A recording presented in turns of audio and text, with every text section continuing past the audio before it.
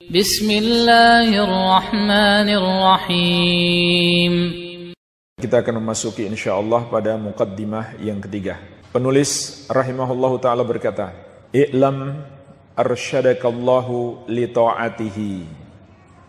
Ketahuilah, semoga Allah membimbingmu untuk taat kepadanya. Para ulama menjelaskan, ketika disebut kata i'lam, ketahuilah, maka itu bermakna mengajak kita untuk perhatian. Sebab yang akan disampaikan setelahnya adalah sesuatu yang penting.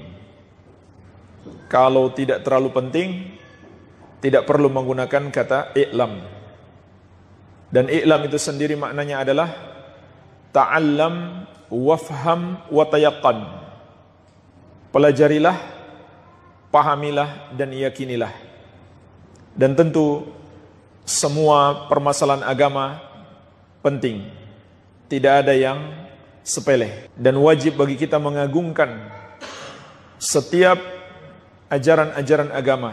Wa may yu'azzim sya'airallah fa innaha min taqwal qulub. Allah Azza wa Jalla berfirman, barang siapa yang mengagungkan syiar-syiar Allah, maka itu berasal dari ketakwaan hati. Termasuk kita mengagungkan, memuliakan majelis ilmu, mempelajari ilmu agama, termasuk sebesar-besarnya ajaran agama yang mulia ini. Sampai-sampai Nabi SAW menegaskan, man salaka tariqan yaltamisu fihi ilman sahalallahu lahu bihi tariqan ilal jannah.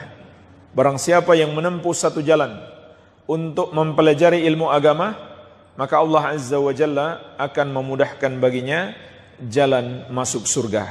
Semoga kita semuanya insyaallah termasuk orang-orang yang Allah mudahkan masuk dalam surga dan selamat dari api neraka.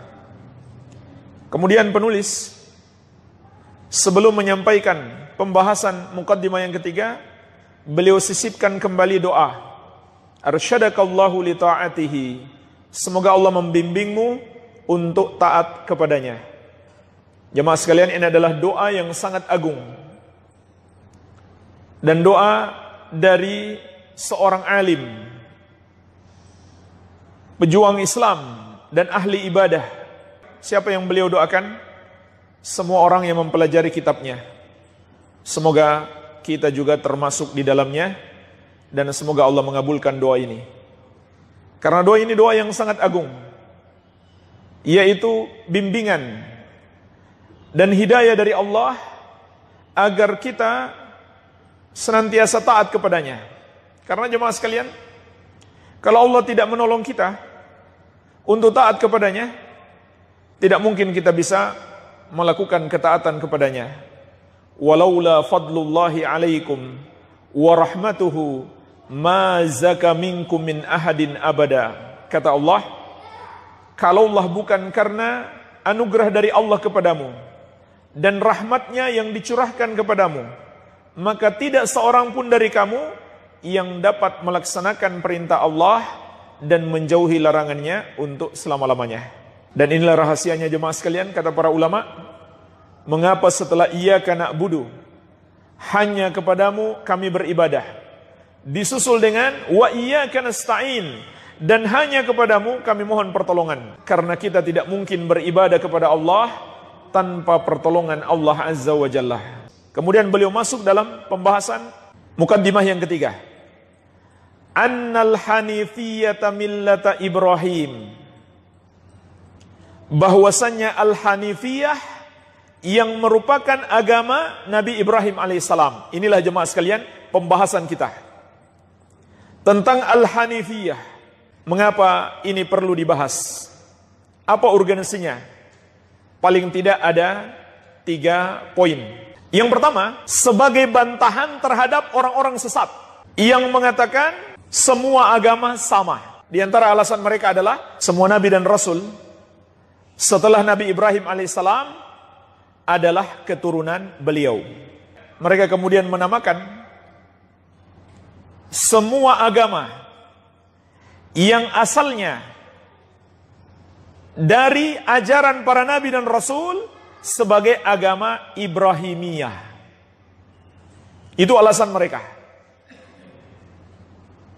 Agama mana saja yang mereka maksud? Yahudi, Nasrani, dan Islam. Dan mereka itu adalah kaum yang menamakan diri sebagai Islam liberal.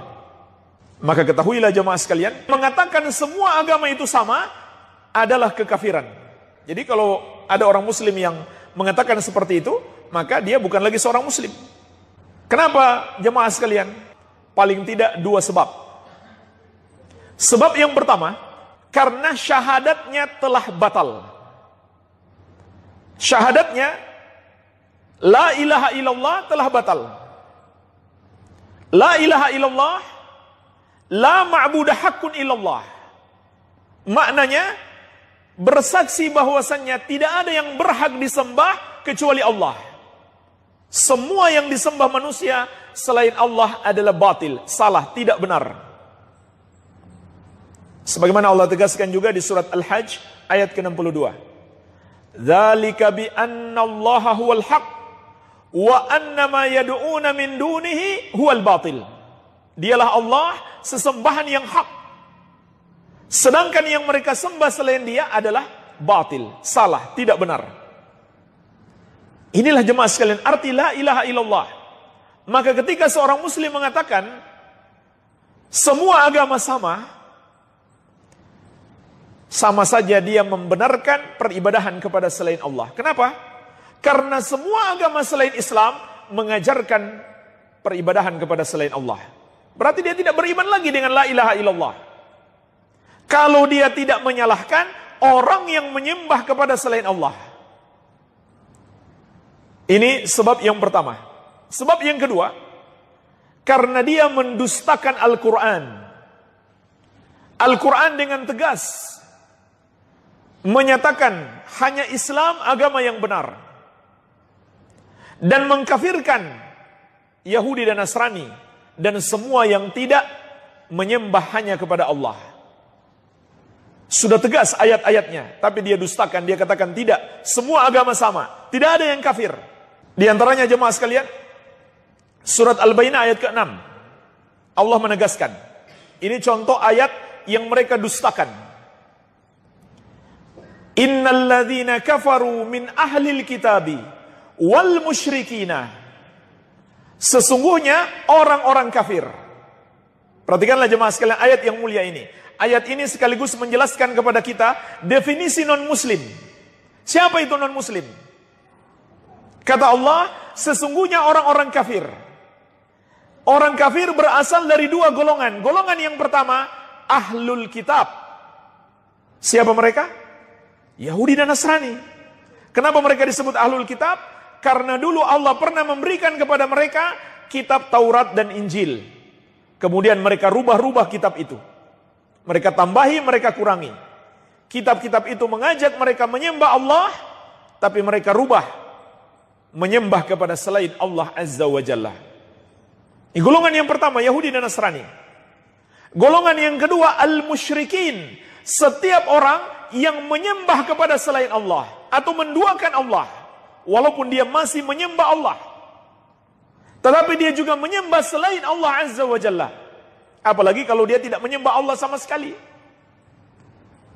Maka jemaah sekalian, melalui ayat ini Allah kabarkan kepada kita, non-muslim itu adalah orang-orang kafir, yaitu Yahudi dan Nasrani, dan semua orang yang menyembah kepada selain Allah. Sedangkan muslim adalah orang yang beragama Islam dan menyembah hanya kepada Allah Azza wa Jalla, serta mengikuti syariat Nabi Muhammad SAW. Ayat ini jelas. Kemudian Allah tegaskan, di mana tempat mereka kelak di hari kiamat? Fi nari jahannam khalidina fiha. Di neraka jahannam mereka kekal di dalamnya. Ulaika hum syarrul bariyah. Mereka itulah seburuk-buruknya makhluk. Ayat ini sudah jelas mengkafirkan mereka. Maka siapa mengatakan semua agama sama, berarti dia mendustakan ayat ini. Kemudian surat Ali Imran ayat 19 dan ayat 85. Innad dina indallahil Islam. Sesungguhnya agama yang diridhoi di sisi Allah hanya Islam. Wa may yabtaghi ghairal islami dinan fala yuqbala min wa huwa fil akhirati minal khasirin. Barang siapa yang mencari selain Islam sebagai agama baginya, maka tidak akan diterima daripadanya, dan dia di akhirat kelak termasuk orang-orang yang merugi. Jemaah sekalian, sebenarnya ayat-ayat ini sangat jelas. Tetapi faktanya banyak umat Islam yang terpengaruh dengan paham liberal ini karena kena syubhat atau juga syahwat terhadap harta. Oleh karena itu perlu kita luruskan agama Nabi Ibrahim alaihissalam yang sebenarnya seperti apa. Dan bahkan Allah sendiri telah membantah langsung terhadap Yahudi dan Nasrani. Sebagaimana dalam surat Ali Imran ayat ke-67. Makana Ibrahimu Yahudiyya wala Nasraniyya walakin kana hanifan muslima wa ma kana minal musyrikin. Tidaklah Ibrahim seorang Yahudi, tidak pula seorang Nasrani, akan tetapi beliau adalah seorang yang hanif lagi muslim. Ini yang akan kita bahas. Apa artinya beliau seorang yang hanif?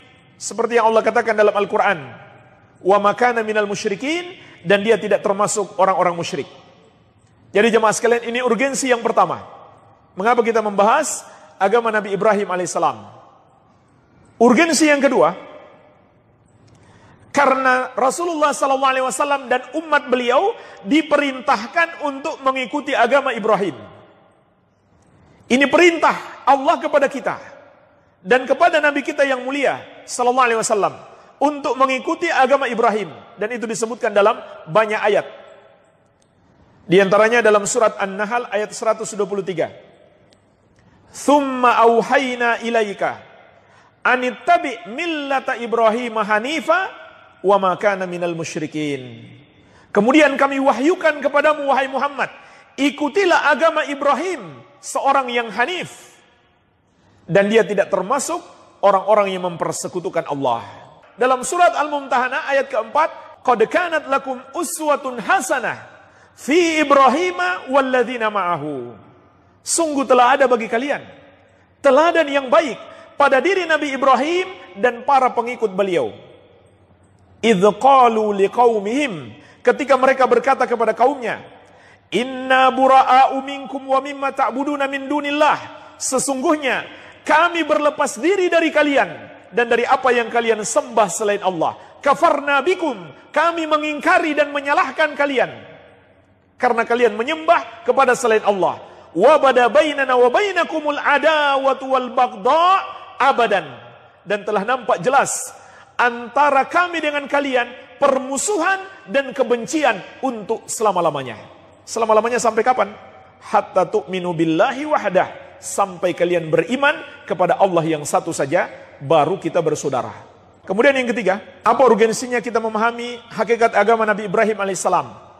Adalah untuk lebih menguatkan keimanan kita terhadap ajaran tauhid yang diserukan oleh Rasulullah SAW dan para sahabat serta para ulama ahlus sunnah wal jamaah sampai di masa kita ini.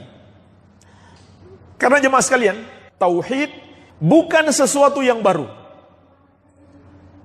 bukan penemuan baru, bukan mazhab baru. Itu adalah ajaran para nabi dan rasul, Nabi Ibrahim dan seluruh para nabi dan rasul yang lain. Karena jemaah sekalian, ada orang-orang yang berusaha mengaburkan, seakan-akan ajaran tauhid ini sesuatu yang baru. Orang-orang kafir juga menuduh Nabi SAW hanya mengadopsi ajaran-ajaran dari luar Islam atau dari umat-umat terdahulu. Maka jemaah sekalian, Nabi Muhammad SAW tidaklah membuat-buat ajaran sendiri atau hasil mengadopsi dari umat-umat terdahulu. Tetapi yang beliau ajarkan adalah juga seluruh ajaran para nabi dan rasul. Ajaran seluruh para nabi dan rasul alaihi wassalatu wassalam tidak ada bedanya. Bukan dari agama yang sudah dirubah-rubah. Iya. Jadi kita pun semakin yakin Nabi kita yang mulia Nabi SAW tidak menciptakan ajaran sendiri. Beliau benar-benar menerima wahyu dari Allah. Buktinya apa? Wahyu yang Allah berikan kepada Nabi Ibrahim alaihissalam untuk menyembah hanya kepada Allah, itu juga yang diberikan kepada Nabi Muhammad SAW. Sama, tidak ada bedanya. Bahkan kepada seluruh Nabi dan Rasul alaihissalatu wassalam. Sebagaimana Allah tegaskan juga di surat An-Nahl ayat ke-36. Allah Azza wa Jalla berfirman, "Walaqad ba'atsna fi kulli ummatin rasulah an i'budullaha wajtanibut tagut." Dan sungguh kami telah mengutus pada setiap umat itu seorang rasul. Setiap rasul menyerukan, wahai kaumku, sembahlah Allah dan jauhilah tagut. Tagut itu artinya semua yang mereka sembah selain Allah Azza wa Jalla. Inilah ajaran seluruh para nabi dan rasul alaihi wassalatu wassalam. Jadi nabi kita yang mulia, Nabi Muhammad SAW, tidaklah membawa ajaran baru yang beliau ada-adakan atau beliau adopsi dari umat-umat terdahulu. Tapi benar-benar beliau menerima wahyu dari Allah seperti wahyu yang Allah berikan kepada seluruh para nabi dan rasul. Begitu pula para ulama ahlus sunnah wal jamaah. Sampai di masa kita ini, ajarannya masih sama, tidak ada bedanya dengan apa yang diajarkan oleh seluruh para nabi dan rasul dalam perkara tauhid. Inilah jemaah sekalian, 3 urgensinya. Mengapa kita harus memahami agama Nabi Ibrahim alaihissalam? Baik, kemudian beliau menjelaskan apa itu Al-Hanifiyah, yang merupakan agama Nabi Ibrahim alaihissalam. An ta'budallaha wahdahu mukhlishan lahuddin. Engkau beribadah kepada Allah yang satu saja, dengan memurnikan seluruh ibadahmu hanya untuk Allah Azza wa Jalla semata-mata.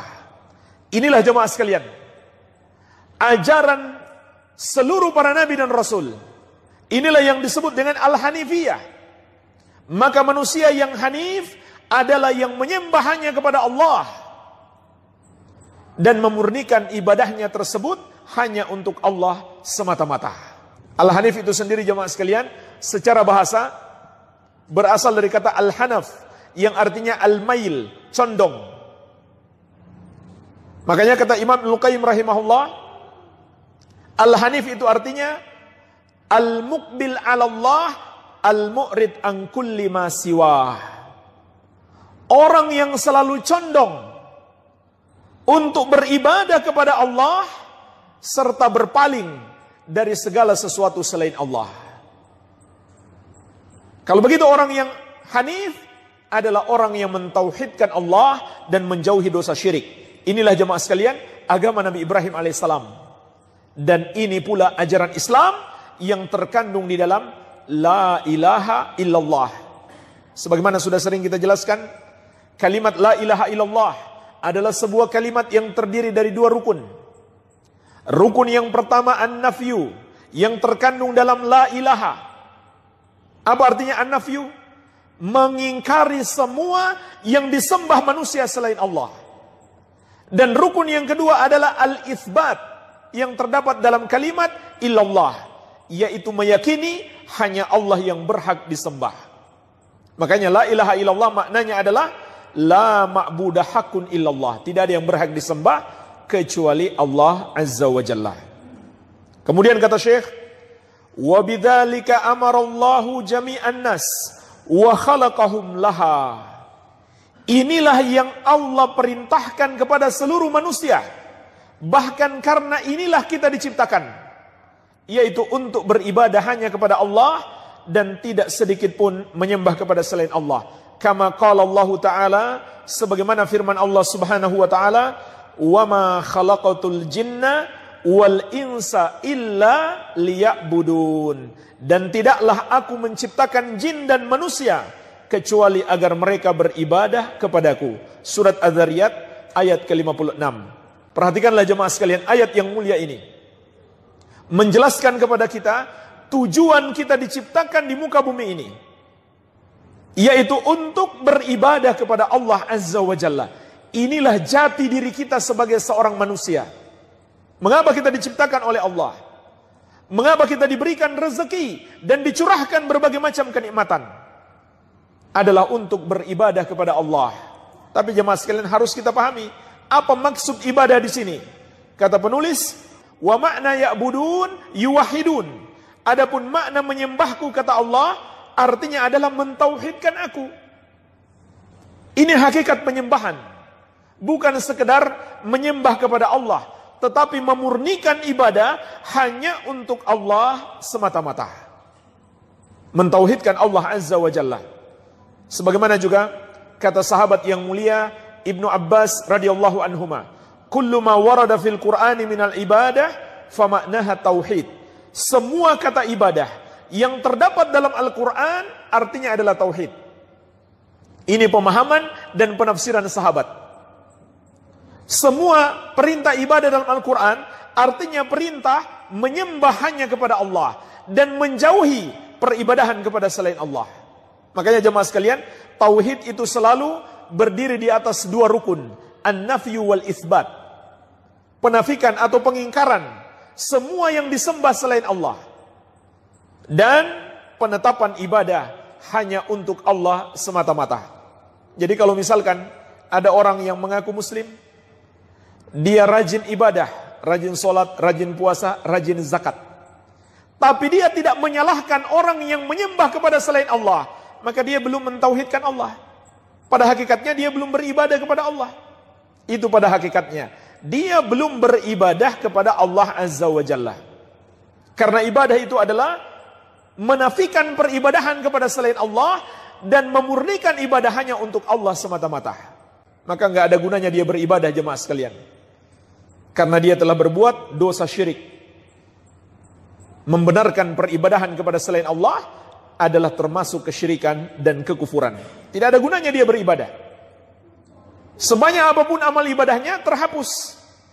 Karena Allah menegaskan amal ibadahnya orang-orang yang berbuat syirik terhapus. Di antaranya di surat Al-An'am ayat 88. Walau asyraku lahabita anhum ma kanu ya'malun. Seandainya mereka berbuat syirik, terhapuslah amalan yang mereka kerjakan. Kemudian penulis rahimahullahu taala berkata, wa a'zamu ma amarallahu bihi tauhid. Dan perintah Allah yang paling agung adalah tauhid. Wa huwa ifradullahi ta'ala bil ibadah. Dan tauhid itu adalah mengesahkan Allah Azza wa Jalla dalam ibadah. Jadi jemaah sekalian, beliau tegaskan lagi, hakikat tauhid adalah memurnikan ibadah hanya untuk Allah. Dan itulah perintah Allah yang paling agung. Sebaliknya, kata penulis, wa a'zamu ma naha anhu syirku. Dosa yang paling dilarang oleh Allah adalah dosa syirik, lawan daripada tauhid. Dosa syirik adalah lawan daripada tauhid. Inilah dosa terbesar. Oleh karena itu jemaah sekalian, hendaklah dalam hidup kita yang selalu lebih kita prioritaskan, yang selalu lebih kita utamakan adalah menjaga tauhid dan menjauhi dosa syirik. Menjaga tauhid kita dari kotoran-kotoran dan noda-noda yang bisa mengurangi kesempurnaannya atau bisa membatalkannya. Jadi tauhid ini harus kita jaga dari dua perkara. Yang pertama, dosa-dosa yang mengurangi kesempurnaannya. Yang kedua, dosa-dosa yang bisa membatalkannya. Tentu yang paling berbahaya adalah yang bisa membatalkannya. Apa itu jemaah sekalian? Dosa-dosa yang bisa membatalkan tauhid. Itulah namanya dosa kesyirikan dan kekafiran. Apa dosa-dosa yang mengurangi kesempurnaan tauhid? Semua dosa selain kesyirikan dan kekafiran. Jadi yang pertama harus kita pelajari, harus kita kenali dosa-dosa yang bisa membatalkan tauhid kita. Kemudian beliau sebutkan makna syirik. Wa huwa da'watu ghairihi ma'ahu. Syirik itu adalah beribadah kepada selain Allah bersama dengan Allah. Jadi walaupun dia masih menyembah Allah, tapi dia juga menyembah selain Allah, maka itulah namanya syirik. Dan kalau dia tidak menyembah Allah sama sekali, tentu lebih parah lagi. Lalu beliau sebutkan dalilnya. Dalil bahwa tauhid adalah perintah Allah yang terbesar dan syirik adalah dosa yang paling besar. Wad dalilu qauluhu ta'ala, dalilnya adalah firman Allah Subhanahu wa taala. wa'budullaha wa la tusyriku bihi syai'a. Dan beribadahlah kepada Allah serta janganlah kamu mempersekutukannya dengan sesuatu apapun. Surat An-Nisa ayat ke-36. Jemaah sekalian, apa sisi pendalilannya? Sehingga perintah beribadah kepada Allah dan larangan berbuat syirik itulah yang paling besar. Sisi pendalilannya adalah karena dalam ayat ini Allah menyebutkan 10 hak. Nanti bisa dibaca lanjutan surat An-Nisa ayat ke-36. Ayat ini adalah perintah memenuhi 10 hak. Allah sebutkan pertama sekali hak Allah. Hak Allah untuk disembah dan tidak dipersekutukan. Maka dari sini beliau mengatakan, kalau begitu inilah kewajiban terbesar, mentauhidkan Allah. Dan sebaliknya dosa terbesar, berbuat syirik. Kenapa? Dari 10 hak yang harus kita tunaikan, Allah sebutkan ini nomor 1. Dan ini juga banyak dalam dalil-dalil yang lain. Selalu disebutkan pertama sekali hak Allah sebelum hak hamba-hamba Allah. Apa hak Allah jemaah sekalian? Dan apa hak kita sebagai hamba? Maka Rasulullah SAW telah mengabarkan kepada kita, sebagaimana dalam hadis Mu'adz bin Jabal radhiyallahu anhu yang diriwayatkan Al-Bukhari dan Muslim. Haqqullahi 'alal ibadi ayya'buduhu wa la yusyriku bihi syai'a. Hak Allah atas para hamba adalah mereka beribadah kepadanya dan tidak mempersekutukannya dengan sesuatu apapun. Inilah jemaah sekalian, hak Allah atas kita. Maka dari itu, manusia tidak diberikan hak untuk memilih Tuhan selain Allah yang hendak dia sembah. Kenapa? Karena kalau dia memilih sembahan selain Allah, berarti dia tidak menunaikan hak Allah. Tidak mungkin kita diberi hak untuk mengabaikan hak Allah Azza wa Jalla. Jadi kalau ada yang mengatakan mau menyembah siapa saja, itu hak asasi manusia, termasuk ucapan kufur. Itu penentangan terhadap la ilaha illallah. Kalau ada yang mengatakan manusia bebas merdeka, itu hak asasi dia untuk memilih siapa yang hendak dia sembah, maka ucapan tersebut mengingkari la ilaha illallah. Karena la ilaha illallah mengharuskan manusia menyembah hanya kepada Allah dan tidak menyembah kepada selain Allah. Jadi ini bukan ucapan yang benar. Dan itu bukan hak asasi manusia. Itu adalah hak Allah. Manusia di sini nggak punya hak. Manusia hanya punya kewajiban, yaitu menunaikan hak Allah disembah dan tidak dipersekutukan. Sama dengan orang yang mengatakan manusia punya hak dan itu hak asasi dan dia bebas merdeka untuk memilih agama sesuai kehendaknya. Sama hukumnya ucapan kekufuran. Kenapa? Karena semua agama selain Islam mengajarkan penyembahan kepada selain Allah. Semua agama selain Islam mengajarkan penentangan terhadap la ilaha illallah. Jadi jemaah sekalian, ini ucapan kekufuran dan pemahaman kufur. Jadi inilah hak Allah atas kita, menyembah hanya kepadanya dan tidak melakukan dosa syirik, tidak menyembah kepada selainnya. Kalau begitu apa hak kita? Maka Nabi SAW bersabda, wa haqqul ibadi 'ala Allah alla yu'adziba man la yusyriku bihi syai'an. Adapun hak hamba atas Allah adalah Allah tidak akan mengazab orang yang tidak mempersekutukannya dengan sesuatu apapun. Inilah jemaah sekalian, hak kita atas Allah yang Allah anugerahkan kepada kita.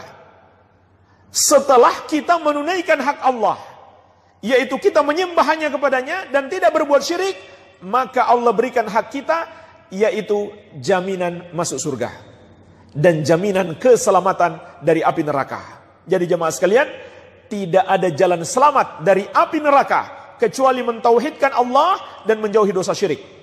Kebaikan sebanyak apapun kita lakukan, tapi kita berbuat dosa syirik, maka kita tidak akan bisa masuk ke dalam surga.